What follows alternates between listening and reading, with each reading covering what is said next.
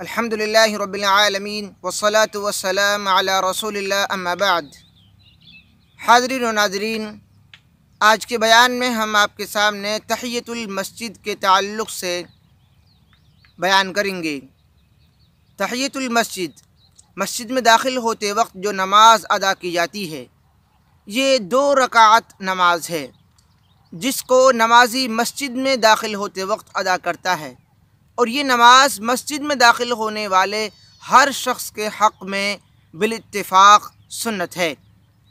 इस नमाज से कुछ लोगों को उलमाए किराम ने अलग किया है, जैसे कि एक ख़तीब है, ख़ुतबा देने वाला, या इमाम है, वो मस्जिद में रहता है, ख़तीब है, वो बार बार उसका मस्जिद में आना जाना है। इसी तरीके से मुतवल्ली है, मस्जिद का ज़िम्मेदार, वो बार बार मस्जिद में आता जाता है, उसको मस्जिद की इस नमाज से अलग करार दिया गया है। लेकिन फिर भी उलमाए किराम का ये कहना है, अगर वो बार बार इस नमाज को पढ़ सकते हैं तो फिर उनके लिए यही अच्छा है। और तीसरा वो शख्स है जो जमाअत के वक्त मस्जिद के अंदर दाखिल हो, या जमाअत के लिए तकबीर कही जा रही है, इकामत पढ़ी जा रही है, उस वक्त मस्जिद के अंदर दाखिल हुआ है, तो उसके लिए भी तहियतुल मस्जिद वाली नमाज नहीं है। तहियतुल मस्जिद की नमाज का जो तरीक़ा है वो एक आम नफल नमाज का तरीक़ा है। 2 रकात नमाज तहियतुल मस्जिद का इरादे के नियत कर कर आपको अदा करनी है।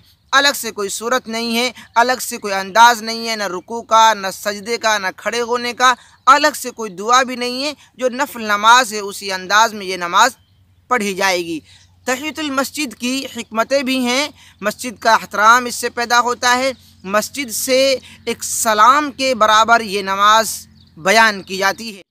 तहियतुल मस्जिद के मसाइल में इस बात का हमें ख्याल रखना चाहिए कि तहियतुल मस्जिद का कोई वक्त नहीं है, तमाम टाइम में, तमाम वक्तों में ये नमाज पढ़ी जा सकती है।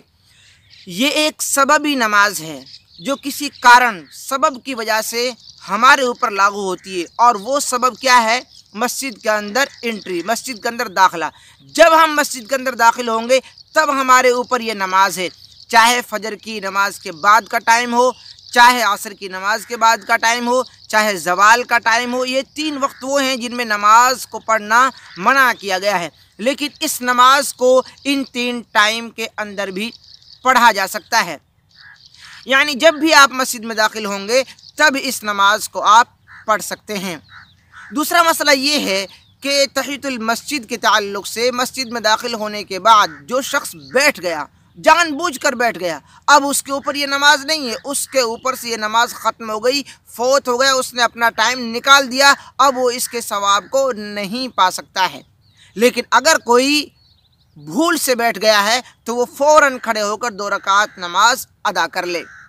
इसी तरीके से अगर कोई शख्स मस्जिद के अंदर दाखिल हुआ और अज़ान हो रही है तो उसके लिए बेहतर ये है कि वो थोड़ी देर खड़ा रहे और अज़ान का जवाब दे, उस सवाब को हासिल करे, और जब अज़ान मुकम्मल हो जाए तो फिर वो तहियतुल मस्जिद की 2 रकात नमाज अदा करे।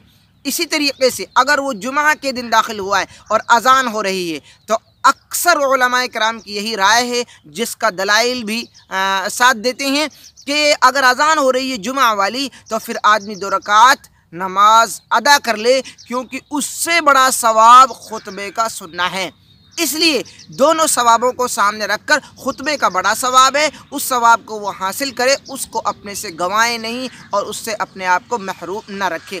अज़ान हो चुकी है और खुतबा हो रहा है तो फिर आपको तहियतुल मस्जिद की नमाज अदा करनी है, क्योंकि ये एक अहम सुन्नत है। अल्लाह के रसूल सल्लल्लाहु अलैहि वसल्लम ने फरमाया, फ़ला यजलिस हत्ता युसल्ली रकाअतैन। सही बुखारी और मुस्लिम की ये हदीस है कि आदमी बैठे नहीं बल्कि वो 2 रकात नमाज अदा कर ले।